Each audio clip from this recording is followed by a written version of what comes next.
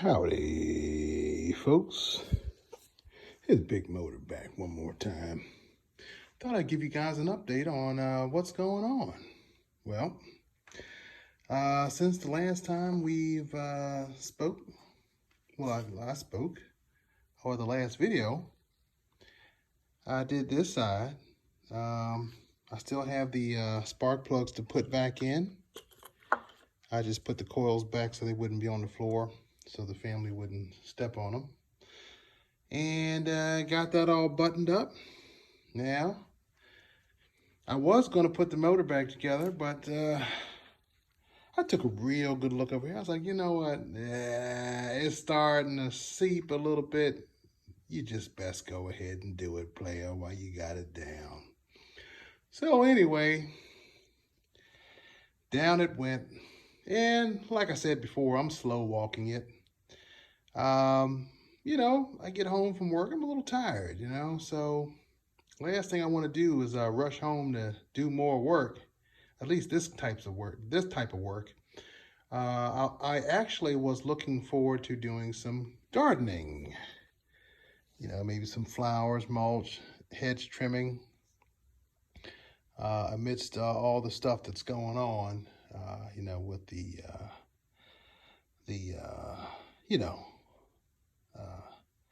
that virus is going around and stuff. So I have that valve cover off and give y'all a little peek. Woo, woo, woo! I'm showing you my private parts. Yeah, I'm just covering it up for the night so dust won't settle into the cylinder head. But yeah, I got that cover off now. And gee whiz, I didn't order, all these parts are sold separately, so I saved a lot of money by referencing, this engine is manufactured by the Volkswagen Group, which owns, of course, Volkswagen, Bentley Motor Cars, Lamborghini, Bugatti, some others, Audi. This engine was in the Volkswagen Phaeton in a non-turbo configuration. It was also in the I forget which Audi it was in. I believe if I remember, I think there was an Audi that this engine was in. Please forgive me if I'm incorrect about that. But so I got the parts at the local Volkswagen dealer, just had to cross-reference some things and was able to get the same parts, same quality, just without the Bentley price tag. For instance, these tube seals. I bought 6 for this side, and I'm going to have to purchase another 6. Bentley wanted, I think it was like $380 for all 12, or was it for 6? I forget what it was, but I was like, whoa, that's kind of rough for a tube seal. So now those are just all, I think it was all the tube seals. I was like, man, that's kind of rough. And I forget what the gasket was. I think I might even stopped. I was like, oh, you can stop right there, pal. So I'm going to go ahead and call my local Volkswagen dealer and get that ordered up. But I'm working with limited tools here. I don't like bringing a lot of tools home. I don't have a really nice home tool set. I'm one of those guys, I don't believe in working on my car at home. I mean, now this is another,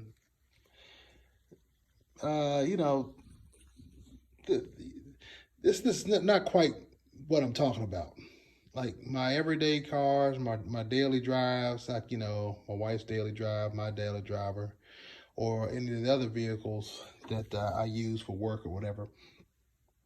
I don't believe in bringing them home to work on them. That's no excuse not to have tools at home, but I believe, like, you know, I fix it one time at work and it should be good, and that's that. And for some reason, it happens to, you know, surprise me and break down for whatever God-given reason. Just, you know, have the tow truck loaded up and ship it on to the shop. Now, this car, you know, it's a toy. You only drive it every now and then. And the thing about it sitting around the shop is it seems to be a scratch magnet.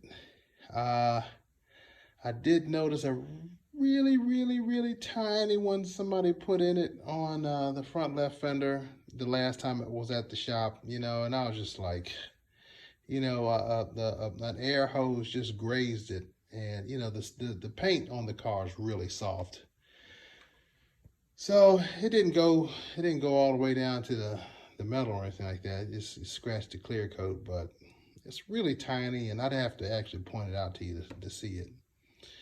But you know, I see it. So, but anyway, it's a lot safer at home. Hopefully the kids won't. Oh man, I'd freak out. But anyway, it's just a car, you know, box on 4 wheels.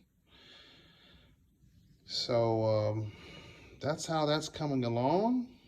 And who knows, if I get a wild hair up someplace, I might go ahead and do the thermostat and the belt. I'm still thinking about that, but I'm going to get through this first, which is really not a big deal, but man, look at all the stuff I had to disconnect. And my wife's Dollar Tree haul.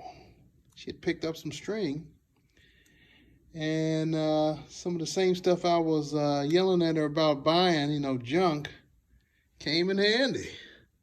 Yeah, man, look at that. I used some of that Dollar Tree string. Yeah. Now I just have to find a use for 10,000 other things in the house. So anyway, but she's great, and we thank God for, because all the nicks and knacks, she's got us covered. God bless her heart. So anyway, that's pretty much what's going on. When I was diagnosing the exhaust leak, I thought that the exhaust was coming from this hose coming off of this turbo inlet. No, that's the, let me see. Yeah, that's the turbo inlet. And I had taken a hose loose from a rubber hose that goes towards the bottom of that, and it was super duper hard to get to. So I ended up having to take the snorkel off, which it took me a couple minutes to figure out how it worked, but once I figured out how it worked, it was pretty easy to mess with. I tell you, you know, just the experience is, and that's not all the way put together. You know, the coils aren't plugged into the wiring harness here because I still have yet to put all 12 plugs in. But yeah, but we got the new tube seals gasket over here. Also, some of this stuff here, I replaced that because the old sheathing was crumbling. So I went ahead and renewed that, replaced it to protect the wiring harness, the engine wiring harness. This side, in a way, was easier, but there's some really tight spots there. So I think what I'm going to have to do is, at least, I think I'm going to, I don't know, maybe about 60 to 70% of this gasket, I'm going to have to glue it to the cover, because the way you have to squeeze it in is really tight. And sometimes I'd like to meet the people that design this stuff. I was like, okay, oh man, great job. Why don't you take it out? They'd be like, oh, no, we don't do that. We just design them. No, I think you need to take it out, sir. So that maybe in the future, you will take into consideration a human being has to tear this thing down. And, but anyway, anywho, that's what's up with that. But like I said, this is all, I have that tied back. I left these coolant lines in place. I just raised them up. What's really interesting, I made a mistake in an earlier video. These are actually camshaft actuation solenoids. Yeah, they're not position sensors. I apologize about that. Yeah, I'm just going to go ahead and get that timing chain covered up. The interesting thing about these Volkswagen, these W configured engines, the timing chains are in the back of the engine. So if you have a timing chain issue, that's an engine out job, man. I mean, it's like, oh man, you know. So I remember when I was shopping for this thing, the lady in the service department was like, well, you know what? I think you better go ahead and go with the V8 or the W. I don't know if it's a V8 or a W8. It's probably a V8. But she was like, you ought to get the V8 instead of the W12. I mean, because these things are like, when it comes to bringing them in for service, I mean, we're going to knock your socks off, And I looked at the numbers on those, and I was like, well, I'm a mechanic, not a doctor. So I think I'll go with this this model here. And then plus, I could save myself a lot of money servicing it myself, as you can see.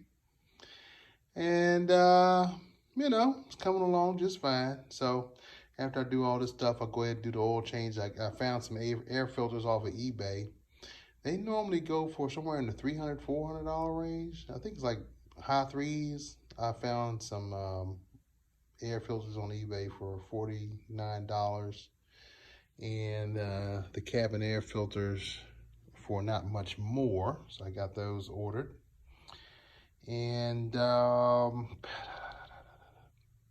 that's pretty much that. So once I'm done doing all my services under the hood, not that I can take it anywhere, with what's going on. I think this is like my little tinker project. I think I'm going to go ahead and replace the speakers inside the vehicle, and yeah. Let's see here. Yeah, go ahead and replace this. Oh man, that candle oil leather. Ooh, man, that smells great. Yep.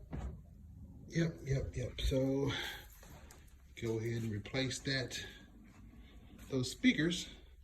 A couple of them are acting a fool, kind of crumbly a little bit. So, and I have to take it to the shop, change my power steering oil, the brake fluid, change all those out. And I think she might be ready for summer.